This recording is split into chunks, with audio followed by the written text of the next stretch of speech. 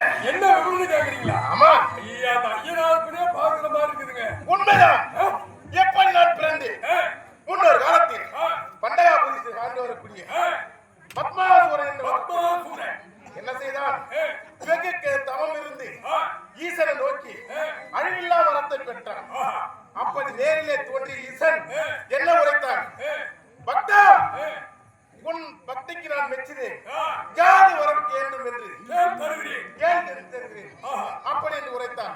உரைத்த உடனே என்ன தெரிவித்தார்? சுவாமி, எனக்கு சாகாவரம் வேண்டும். அப்படி என்று உரைத்தார். பக்தா, இம்மண்ணில் பிறந்து விட்டால் மனிதன் பிறந்து விட்டார். உண்மைதான். அதை விடுத்து வேறு ஏதாவது வரம் கேட்க. அப்படி கேட்ட உடனே என்ன தெரிவித்தார்? சுவாமி, நான் யார் தலையில் சிரசின் கை வைக்கின்றனோ அவர்கள் பத்தி எரிய வேண்டும். அப்படி என்று முடியாது. வைத்தாலும் அவர்கள் பத்தி எரிய வேண்டும். அப்பேற்பட்ட வரத்தை என்ன செய்தான்?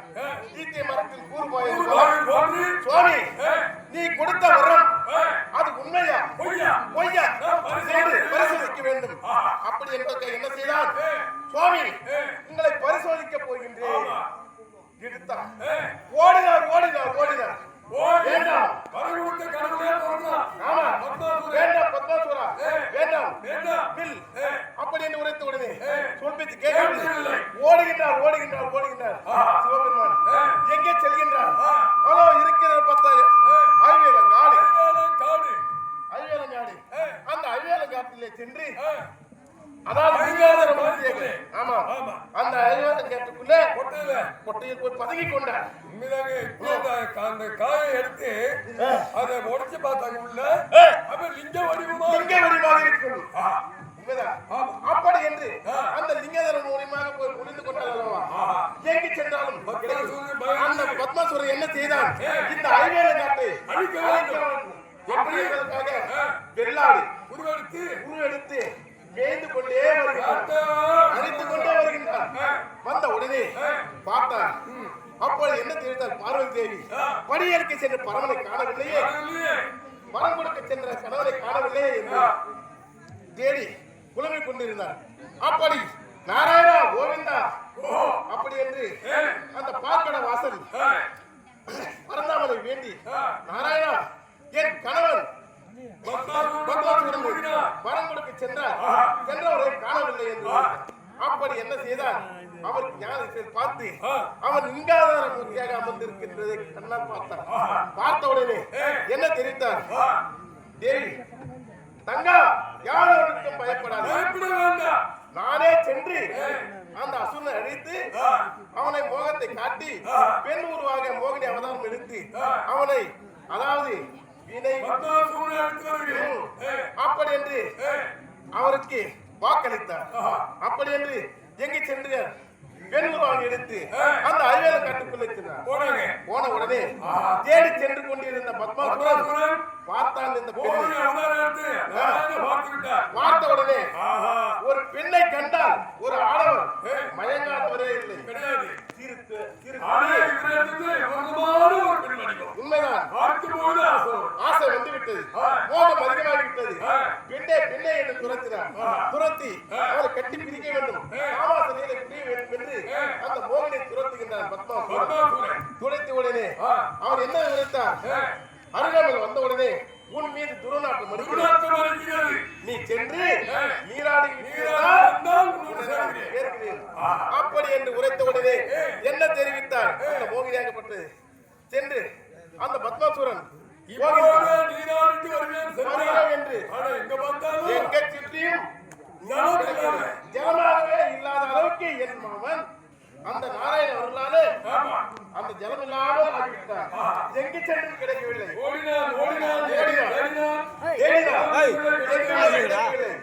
எங்க வந்தா வந்து மோகனிடம் பெண்ணே எங்கு சென்று நீர் கிடைக்கவில்லை என்று வந்தது. அப்படி என்றால் அந்த நீராடி எடுத்து வைத்து நீ நீராடி வந்தால் உன்னை சேருகிறேன் என்றார். அப்போது காம ஆசை பெண்ணுடைய மோகம்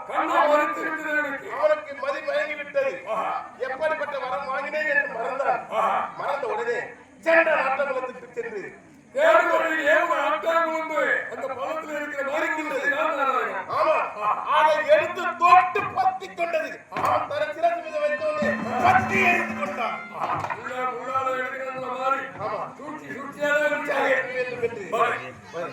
அப்படி அழிந்தார் பத்மாசூரன். பார்த்தார் நாராயணன் எங்கு சென்றார்? ஐவர காட்டுக்குள் சென்று இல்லை, நான் வரமாட்டேன். வந்திருப்பது பத்மாசூரன் தான். நீ உருமாறி வந்து சந்தேகத்தில் நான் வரமாட்டேன் வரமாட்டேன் என்று உரைத்தார். உரைத்த உடனே உண்மையாக நிச்சயமாக நான் உன் மைத்துனன் நாராயணன் தான் வந்திருக்கிறேன் என்று உரைத்தார். அப்படி பயந்து பயந்து அருகாமல் வந்த உடனே பார்த்தார். பார்த்த உடனே நாராயணன் காட்சியளித்தார். பார்த்த உடனே ஆமா இப்போது இந்த பத்மாசுரனை எப்படி அப்படி கேட்டதற்கு என்ன தெரிந்த நாராயணன் மோகினி அவதாரம் என்று காட்டுகிறார். ஆஹா அந்த அவதாரத்தை நான் பார்க்க வேண்டும் அப்படி என்று உரைத்த உடனே வைக்கலாம் வேண்டாம் அப்படி என்று எத்தனை முறை எடுத்து உரைத்து சித்தத்துக்கு ஏற்கவில்லை. சந்தேகமாக இருக்கின்றது. பார்க்க வேண்டும் அப்படி என்று உரைத்த உடனே சரி உன் சந்தேகம் தெரிய வேண்டும் என்றால் இப்போதே நான் மோகினி அவதாரம் எடுக்கிறேன் என்று மோகினி அவதாரம் எடுத்தார். எடுத்த உடனே அதை ஈசனாகப்பட்ட என்ன செய்தார்? காமாசை வந்து விட்டது.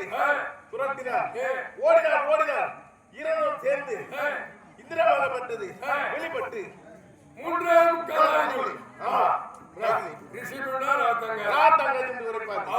அப்படி கையில பிறந்தார். கையில பிறந்ததால் ஐயனாரப்பன் என்று உரைத்தார். அது நாலு அளவிலே ஐயனாரப்பன் காவல் தெய்வமாக